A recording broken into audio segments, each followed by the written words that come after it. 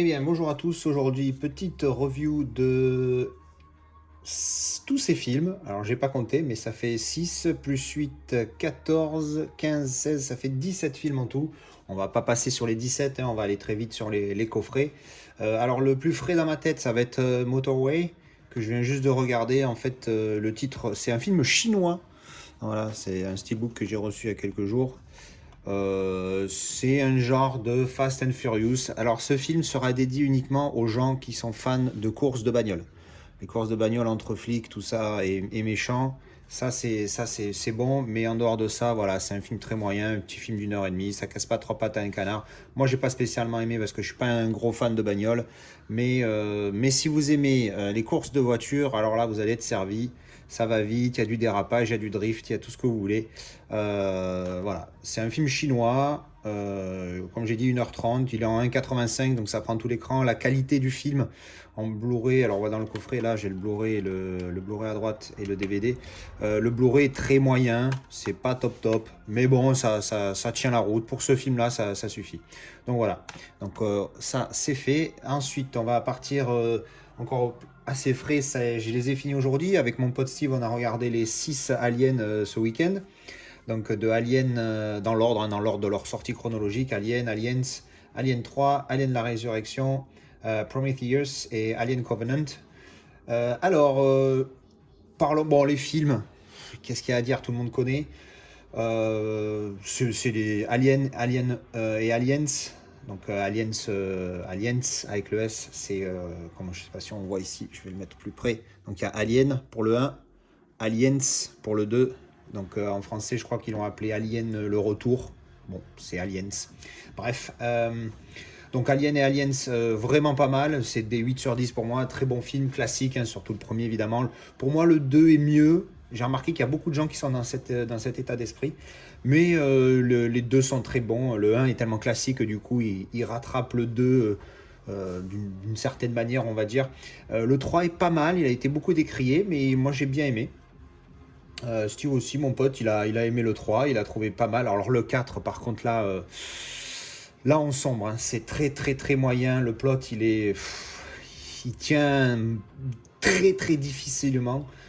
Ensuite, Prometheus et Alien Covenant, ça va. Alors, des fois, on comprend pas trop comment ça fonctionne parce qu'il manque des infos. Alors, je vais pas y spoiler, c'est pour ceux qui l'ont jamais vu. Mais des fois, il manque une ou deux infos où on se dit, tiens, mais là, pourquoi il se passe ça? C'est pas logique, ça devrait être comme ça par rapport à ce qui s'est passé dans Alien. Dans le premier en tout cas, et aussi dans le 3, dans le 3 non pardon, dans le premier, puisque c'est les préquels en fait, hein, c'est Prometheus. Si on voulait voir dans l'ordre de l'histoire, c'est Prometheus, Alien Covenant, Aliens, etc. Mais donc c'est des préquels. Mais, euh, mais ça va, c'est pas mal, mais beaucoup moins bien pour le coup. J'ai mis 7 à Prometheus et 6 à Alien Covenant. Voilà, donc c'est sympa. Le coffret est pas mal. Donc voilà, c'est juste le coffret des 6, très simple. Il est pas épais, c'est ça qui est génial avec les infos derrière. C'est la version UK et avec tous les disques à l'intérieur pour ceux qui qui seraient curieux. Voilà, donc tous les Blu-ray dedans. En 4K, il me semble qu'il n'existe pour le moment que les Prometheus, Covenant et le premier Alien. Le Aliens, Alien 3 et Alien la Résurrection n'existent pas en 4K, il me semble. J'ai vu des comparatifs pour le Alien en 4K par rapport au Blu-ray.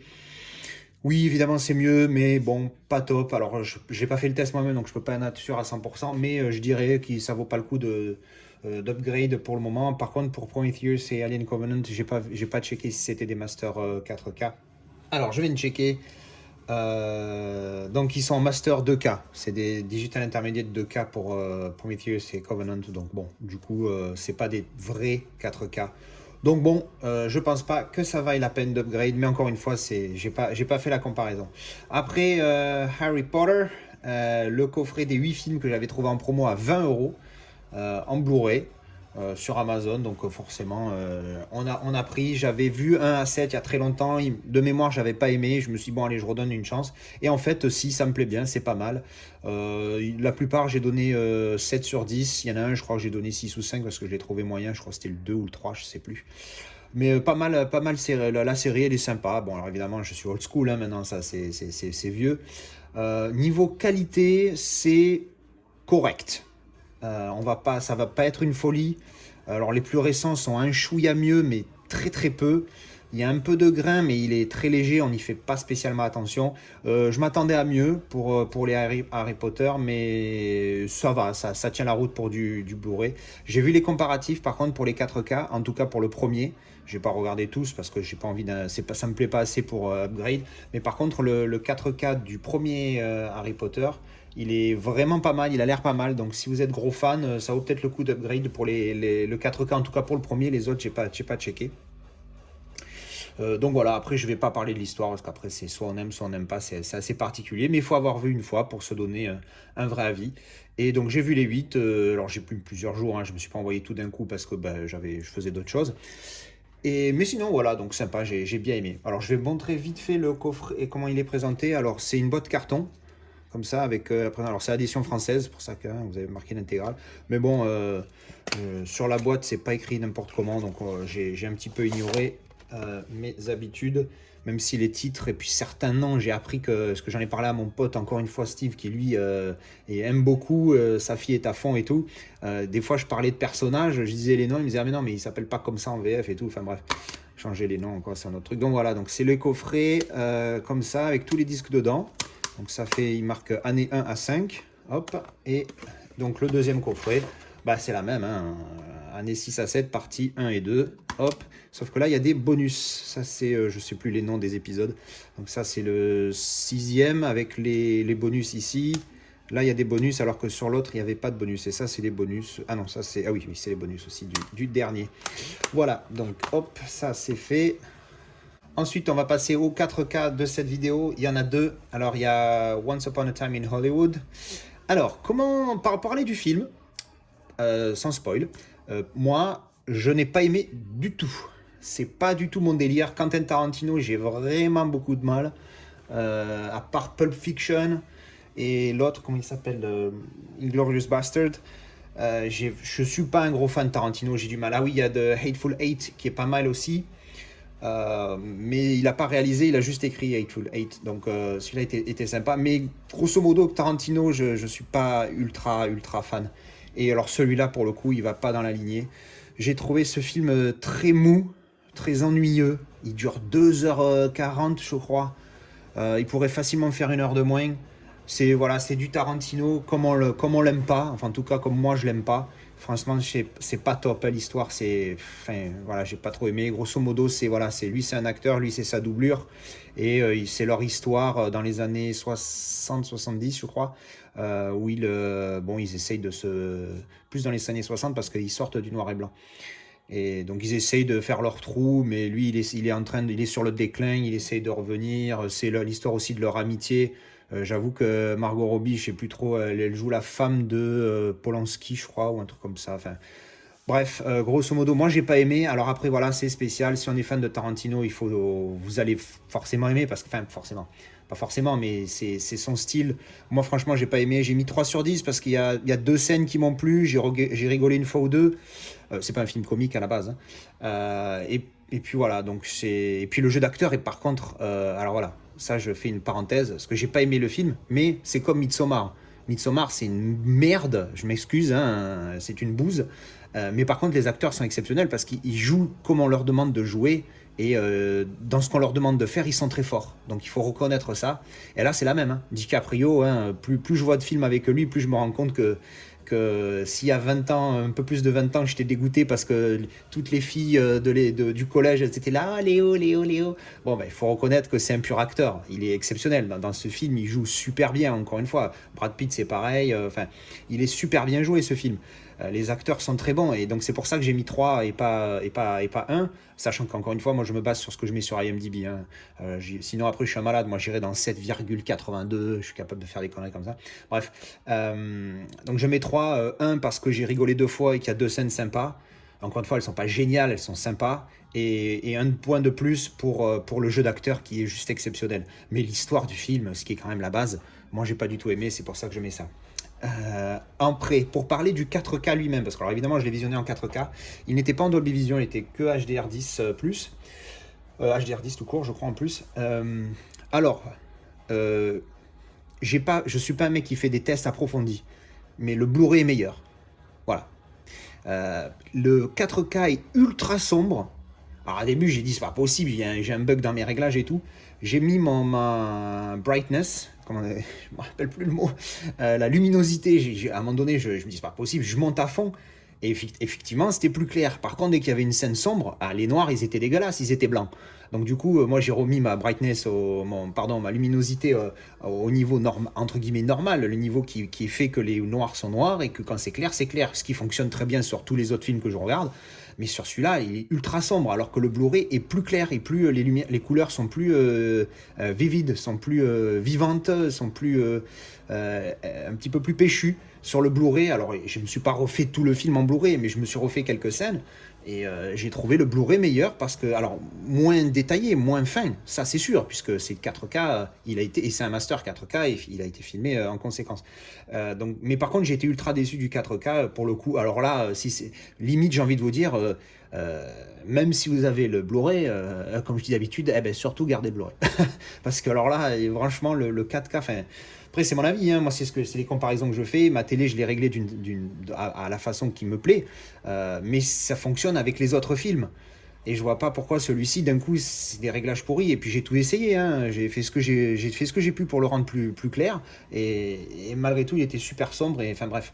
Très, très, très déçu du 4K. Il a été, de toute façon, alors, déçu du 4K plus déçu du film. Instantanément, je l'ai mis en vente. Et ensuite, on va finir avec la pièce de résistance, qui souvent est un pur film, et des fois c'est une bouse, parce que la pièce de résistance d'une de mes précédentes vidéos, c'était Midsommar, qui se retrouvait être une bouse, parce que c'était le film principal sur lequel je voulais parler dans ma vidéo. Et là, on va parler de Mortal Engines. Alors, ce film, on m'a dit je vais parler de l'histoire d'abord, du film en lui-même. On m'avait dit... il est bof, voire moyen, et j'ai même entendu des gens qui disaient limite nul. Alors franchement, moi j'ai bien aimé. J'ai trouvé l'histoire vraiment pas mal. Alors c'est dans un monde futuristique, apocalyptique, où les survivants de X événements, on s'en fout, à la limite, même pas ils en parlent si ma mémoire est bonne, mais en fait survivent sur des villes qui se déplacent, en fait, des villes mouvantes. Alors c'est sûr que c'est pas un film à 8 Oscars et une histoire profonde, mais franchement j'ai trouvé le principe sympathique, et puis en fait ce film-là est tout dans le visuel, et je parle pas que de la qualité, on en reviendra après. Il y a énormément d'effets spéciaux, et c'est super bien fait en fait, c'est des grosses villes, c'est les villes prédatrices, comme ils les appellent, Predator Cities, comme il le dit dès le début du film. Il y a une voix off au début du film qui parle de ça. Et en fait, ils se battent, c'est là, donc les grosses villes qui essaient d'attraper les petites villes. Alors dès le début du film, il y a la première scène, c'est ça, c'est la ville principale qui est London, qui est donc Londres, et qui essaye d'attraper c'est la plus grosse ville, et qui essaie d'attraper les micro-villes, les petits villes, les villages toujours pareils, qui se déplacent, qui sont mobiles. Et donc c'est la chasse à ça, et donc l'histoire après derrière se développe sur un plot qui est ultra classique, mais qui fonctionne très bien. Et sur le principe, j'ai trouvé ça cool. Alors encore une fois, je vais en parler beaucoup parce que on parle beaucoup de films. Mon pote Steve par exemple, lui m'a dit mais il a pas aimé, au bout d'un quart d'heure il a arrêté. Je dis ah t'abuses, moi je l'ai trouvé vraiment bien, quoi. Je me suis régalé. Pour l'histoire je l'ai trouvé bien. J'ai mis 7 sur 10. Et donc là maintenant on va parler du côté technique. Parce que quand je l'avais reçu, j'avais fait une présentation et j'avais dit que j'attendais beaucoup de ce film au niveau qualité, parce que j'avais entendu beaucoup de recommandations. Alors, verdict, j'avais Jimmy Nyman et 1917 qui étaient mes références.